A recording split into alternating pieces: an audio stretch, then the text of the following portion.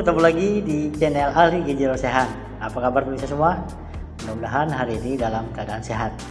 Ibu-ibu masak apa hari ini? Mudah-mudahan ibu-ibu selalu memberikan terbaik untuk keluarga ya. Baik, hari ini saya mau memberikan tips bagaimana cara penggunaan minyak yang bijak ya untuk memasak. Ya, bagaimana cara kita menggunakan minyak goreng biar bisa bermanfaat untuk keluarga tapi juga tidak berbahaya ya. Oke, sebelum lanjut, jangan lupa ya ibu-ibu bagikan kepada teman-teman Anda ya, di share, di subscribe agar mereka juga tahu info-info tentang teknik cara menggoreng yang sehat ya. Oke, menggoreng adalah satu alternatif untuk membuat masakan pemirsa. Ibu-ibu sering menggunakan menggoreng ini untuk membuat makanan ya. Kemudian juga kadang-kadang menggoreng kue.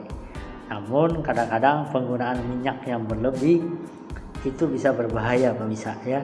Kemarin saya sudah bahas bahaya penggunaan minyak goreng ya.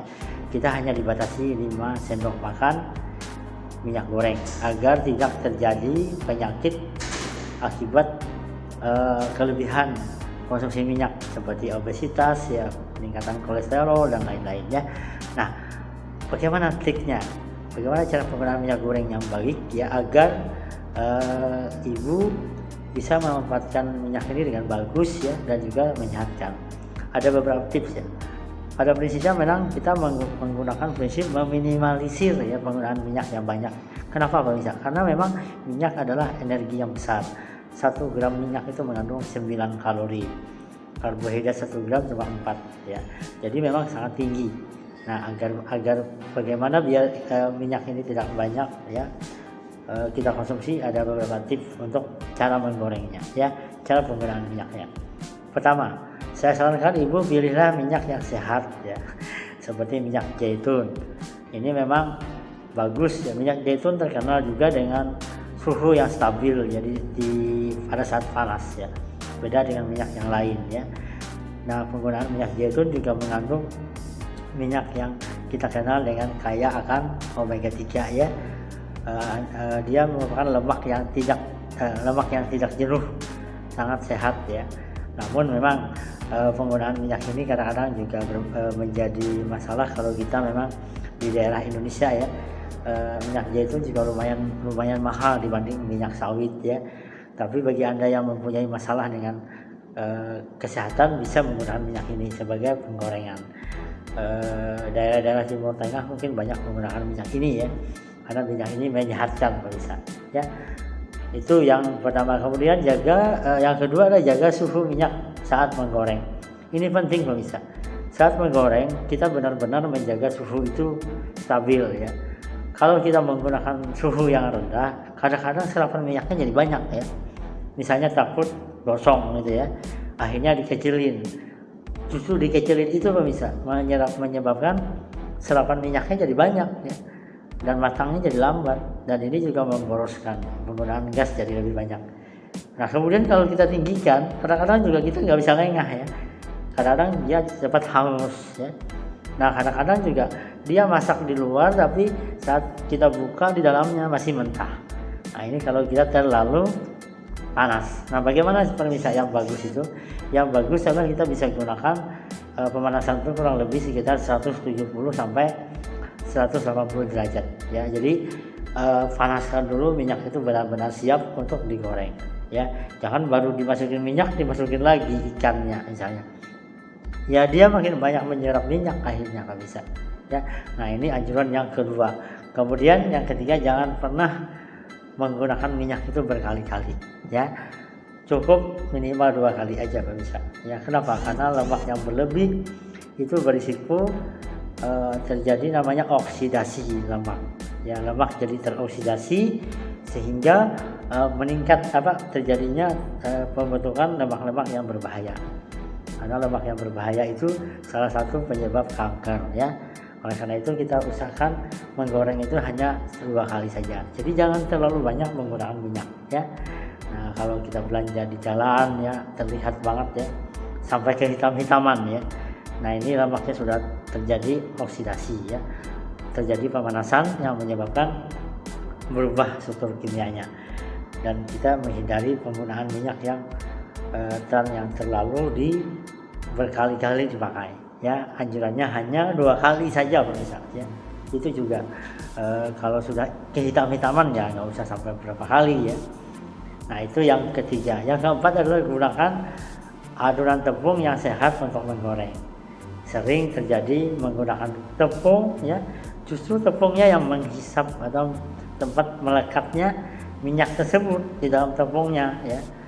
Nah oleh karena itu pilihlah tepung-tepung yang sebenarnya sih jenis tepung yang kayak gluten itu banyak menyerap minyak ya.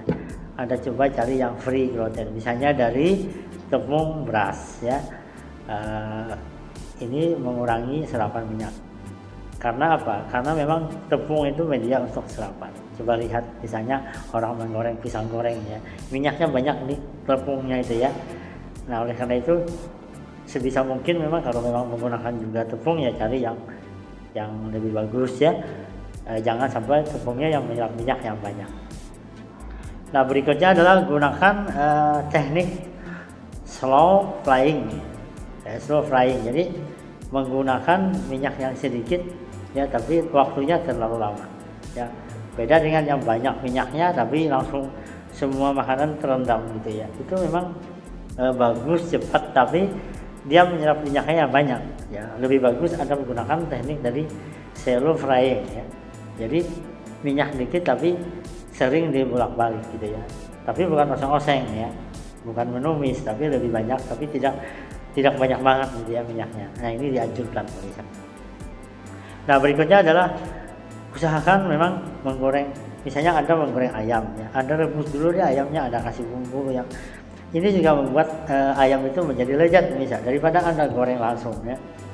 Bumbunya tidak meresap. Tapi kalau Anda biarkan ya, diamkan dulu lalu Anda rebus, nanti bumbunya menyerap ke sana. Dan apa? Saat Anda menggoreng tidak lama lagi waktunya, dan ini mengurangi serapan minyak ya. Ini harus ibu-ibu perhatikan ya. Misalnya ayam bacem, tempe bacem, ayam bacem ya, itu kan dikukus dulu atau direbus dulu sampai kering baru digoreng. Dan menggorengnya nggak lama karena dia udah matang ya. Cuma sekedar mengeringkan saja. Ya itu guna yang kelima ya. Yang keenam adalah setelah Anda menggoreng, tiriskan dulu ya. Tiriskan sampai minyaknya habis menetes. Serapan minyak pada makanan itu antara 3 sampai dengan 12 gram ya. Lumayan tinggi ya kandungan minyaknya. Makin lama Anda meniriskan, makin berkurang minyaknya ya. Itu diperhatikan. Dan jangan meletakkan makanan yang sudah digoreng itu ke kertas koran ya. Sering tuh ya kertas koran dipakai untuk menempatkan gorengan. Coba lihat di pinggir jalan tuh ya, ada yang jual pisang goreng, tahu isi ya. Anunya ada koran. Kenapa? Karena koran itu mengandung tinta, zat kimia. Nanti karena minyak dia bisa terjadi meleleh gitu ya, lengket di makanan, dan kita akan terkontaminasi bahan-bahan kimia. Ya sebaiknya Anda gunakan yang bersih ya, tempat yang bersih yang bisa membuang minyak itu ya. Nah ini untuk bisa ketahui ya. Berikutnya gimana teknik menggoreng yang lainnya adalah usahakan memang alternatif menggoreng itu adalah yang terakhir. Kalau bisa sih Anda rebus, kukus ya, atau menumis. Ya menumis juga tidak banyak menggunakan minyak ya. Kalau Anda tak menggunakan juga, pilihlah cara-cara tadi ya. Oke, semoga info ini menarik bagi ibu-ibu ya.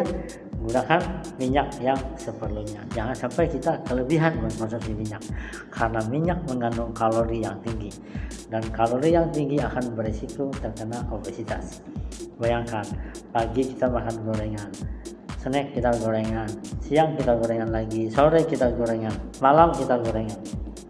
Ada berapa? Ada 5-6 gorengan yang kadang-kadang kita konsumsi, dan itu juga dilihat dari jenis gorengannya. Misalnya di situ ada ikan goreng, tempe goreng ya, dan tumis misalnya.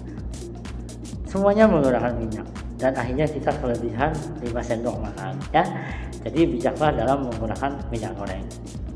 Gunakan tips tadi biar bermanfaat. Oke, demikian tips hari ini biar ibu-ibu bisa memanfaatkan teknik menggoreng yang sehat ya.